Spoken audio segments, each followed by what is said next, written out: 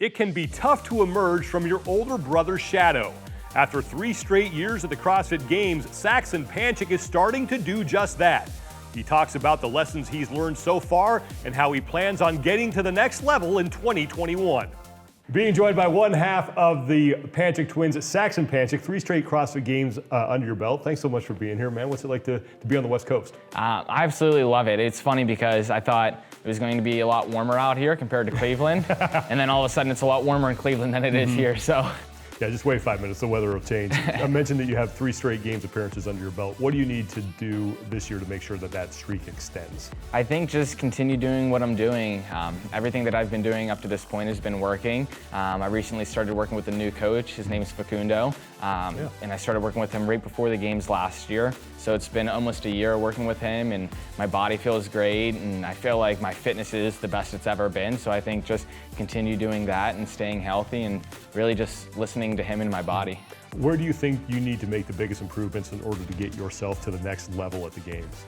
I think it's just getting to these competitions, and really I thrive being in an in-person competition, and knowing that, I've actually put a lot of focus on trying to do a lot better in online competitions. I think that was something that I really noticed in stage 1 last year, that kind of whenever it's me and myself, I trust my pace too much and more of my training pace. And really, I think every athlete has 2 different paces. They have their in-competition pace where they kind of switch gears, and then they have a training pace where it's going to prevent them from burning out. And I think whenever I got into stage 1 last year, I was really kind of in that training phase where I was just so used to like pacing things out, letting my body feel good in workouts. And I've really kind of worked on pulling that throttle back and really being able to go a lot harder in workouts by myself.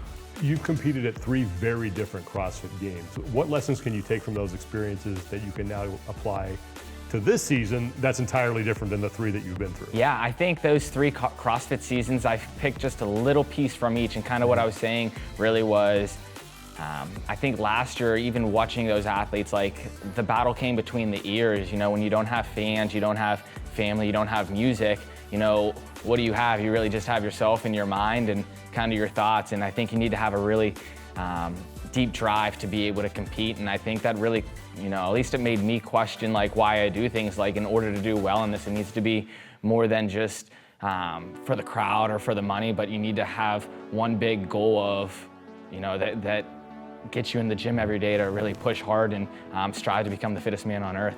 One of your more memorable moments, and I think one of the more memorable moments for a lot of people out there with you, was when you got to celebrate with Scott on the competition floor at regionals when you made your first Games. What was that moment like for you?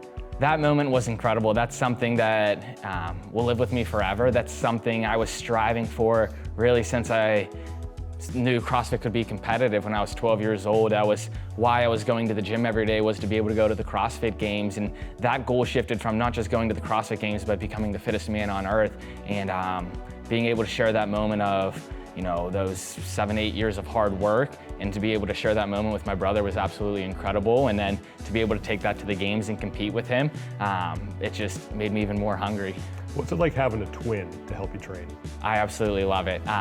And I think there's 2 different ways you can look at it. You can look at it, one is like being competitive, and there's that, but I don't think you can turn that on every single day. I think that can lead to a lot of burning out. And I think we realized that really early on with Spencer, Scott, and myself training together.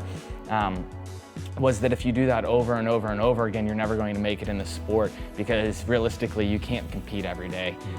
So we learned early on that, hey, this is training and it's a time to practice and get better. And then whenever we get into a competition, you're able to switch those gears and really turn it up.